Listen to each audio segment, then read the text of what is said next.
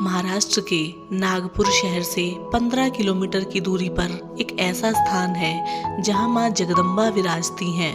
मां जगदम्बा का भव्य दिव्य ऐसा दरबार कोराडी इलाके में है। करीब 300 साल पुराने इस मंदिर में मां जगदम्बा का ऐसा सुंदर रूप देखते ही बनता है। मान्यता है कि यह मूर्ति स्वयंभू है, यानी इसकी स्थापना नहीं की गई, बल्कि यह मूर्ति स्वयं यहाँ प्रकट हुई है। खास बात यह है कि मां जगदम्बा की मूर्ति का रूप हर प्रहर बदलता रहता है। यह प्रतिमा सुबह बालिका रूप में, दोपहर में यौवन रूप में और रात में प्रौढ़ यानी बूढ़ी माता के रूप में दिखाई देती हैं। कोराडी स्थित मां जगदम्बा का मंदिर करीब 150 एकड़ इलाके में फैला है।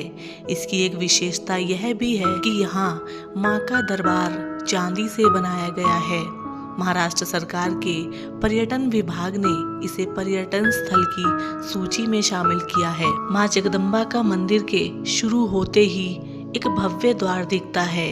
मां के इस मंदिर में कमल का पुष्प अर्पित किया जाता है। कमल का फूल मां जगदम्बा को पसंद है, इसलिए यहाँ आने वाले भक्त पूजा की थाली के साथ साथ कमल का फूल लाना नहीं भूलते हैं। मां जगदम्बा के दरबार में ज्योति है जो 24 घंटे और 365 दिन प्रज्वलित रहती है। कोराडी को पहले जाखापुर के नाम से जाना जाता था। जाखापुर के राजा झोलन के 7 पुत्र थे, लेकिन कन्या रत्न ना होने के कारण राजा दुखी रहते थे। उन्होंने यज्ञ, हवन, पूजा, तपस्या करके भगवान को प्रसन्न किया और कन्या रत्न मांगा। राजा को दैवीय, पवित्र और दीप्तिमान कुमारी के रूप में आदिकालीन अवतार के कई दिव्य अनुभव होते थे। उसने कई कठिन परिस्थितियों में राजा का मार्गदर्शन किया और उसे सही निर्णय के लिए प्रेरित किया। युद्ध के एक बिंदु पर उसने राजा के दुश्मन के बारे में सही निर्णय करके न्याय दिखाया।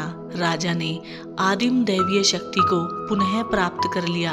अवतार पूर्ण होने पर सूर्यास्त के बाद जिस स्थान पर देवी विराजमान हुई वह है जाखापुर। वास्तव में इस मंदिर को शक्तिपीठ माना गया है। भक्तों की आस्था है कि हिंदू जीवन के स्तंभ धर्म, अर्थ, काम, मोक्ष की सफलता देवी के दर्शन से ही प्राप्त हो जाती है। माना जाता है कि जिन्हें संतान नहीं होती वो माता के दरबार में आकर पूजा पाठ करते हैं तो माता उनकी मुरादें पूरी कर देती हैं। तो साथियों, हम उम्मीद करते हैं आज की ये पौराणिक कथा और रूप बदलने वाली माता के इस मंदिर की कहानी आपको पसंद आई होगी। और यदि आप इसी तरीके की और चमत्कारिक मंदिरों की कहानी देखना चाहते हैं तो आप हमारे चैनल से जुड़ सकते हैं। हम आपसे मिलेंगे कल एक और नई कहानी के साथ। तब तक के लिए नमस्कार, जय हिंद।